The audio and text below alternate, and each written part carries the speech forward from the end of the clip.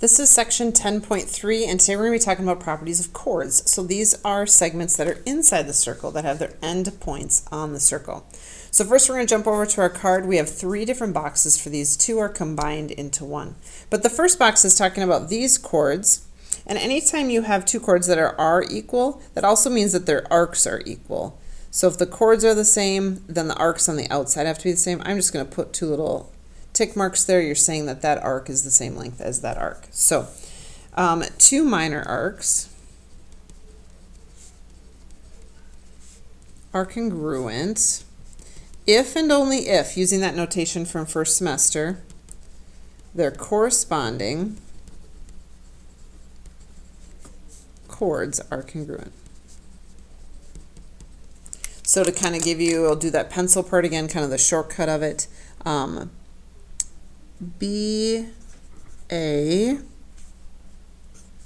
is congruent to CD if and only if BA segment is congruent to CD segment. So arcs and then segments.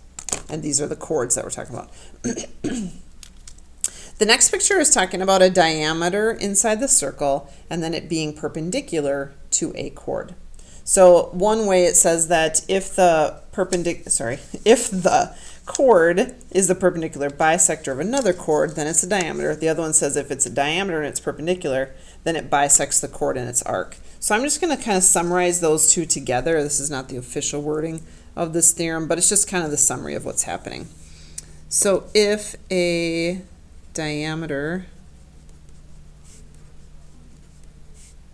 and a chord are perpendicular,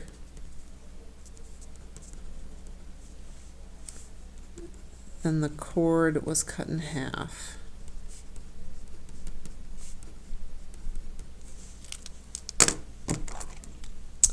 And what that kind of means is as long as one of these is the diameter and then you're perpendicular to your chord, then and that's a T, then your TP, that segment right there, is congruent to this one right here, PR. And same here, if the segments were equal, then this has got to be a diameter. So if QS is a diameter, then TP is congruent to PR. We'll go with that. Kind of just as soon as you have that diameter being perpendicular, you've really just chopped your circle into equal pieces. So then if those chords are equal, just like in our other statement, then it kind of makes the arcs equal. It would make these arcs equal. So you kind of just end up chopping your circle in half and all those pieces then become congruent.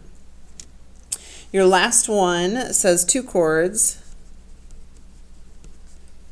are congruent if and only if they are the same distance from the center.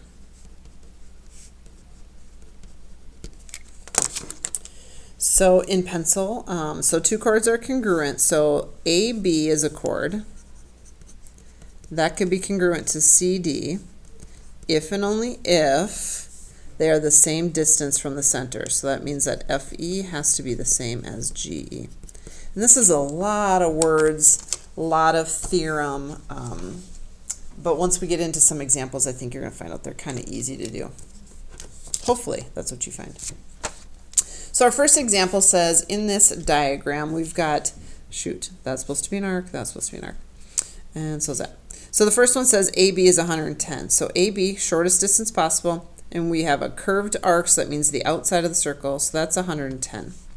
They would like us to find the measure of BC, which is this one. So since these two chords are both 9, that means they are equal, which also means their arcs are the same.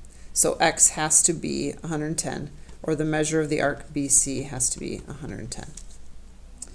Next one, using the same picture, they're just giving us some different information. So AC now, this one on the outside, is 150 degrees, and they would like us to find AB, which is that arc. So still these are 9s, which means that they are equal, which means their arcs are equal. So if that's an X, this has to be an X. And all of my arcs in a circle have to add up to 360. So we'll subtract our 150 over, collapse our x's together. We get 210, divide by 2, I get 105. Next up in the diagram, find the length of AC. So I have a diameter, I'm perpendicular, so if that's 7, this has to be 7. So the whole length of AC is 14. So that was a lot of words for us to define as a theorem, but that's pretty much what it boils down to. Next up, find the measure of each arc. Here again, I have a diameter going through A. Here's a chord, it's perpendicular. Means that this is equal to that. Means that these two arcs are equal. So 9x has to equal 80 minus x. I'll add the x over. I got 10x's equals 8. Sorry, 80. X equals 8. And let's just plug it back in. So your first arc, CD, we're just going to plug an 8 right there. 8 times 9 is 72. Make sure it has a degree symbol on it because you're finding an arc measure. DE is the next one. It also has to be 72 because they are the same measure. Sorry, my light's turned off. Next up is CE, which is this whole arc. So we're just adding those two together. 72 and 72 makes 144. Last one, I've got these chords, and they are perpendicular to the center. So that means they are the same length. So this 2x and this 5x minus 9 have to be the same measure. So I'm going to subtract the 2x over, and at the same time I'm going to add 9. So 9's coming over. I've got 3x left, and x is 3. They wanted to know how much CU was, so I'm going to go back and look at CU from C to U right here. So I'm going to plug my 3 in right there. 3 times 2 is 6. So lots of theorems today, 3 of them actually. They're kind of wordy, but what it comes down to is that chords, if they're equal, then their arcs are equal. If you got a diameter meeting a chord and it's perpendicular, its arcs are equal. And then if you have two chords that are perpendicular to the center, they are equidistant, so they have to be the same distance away.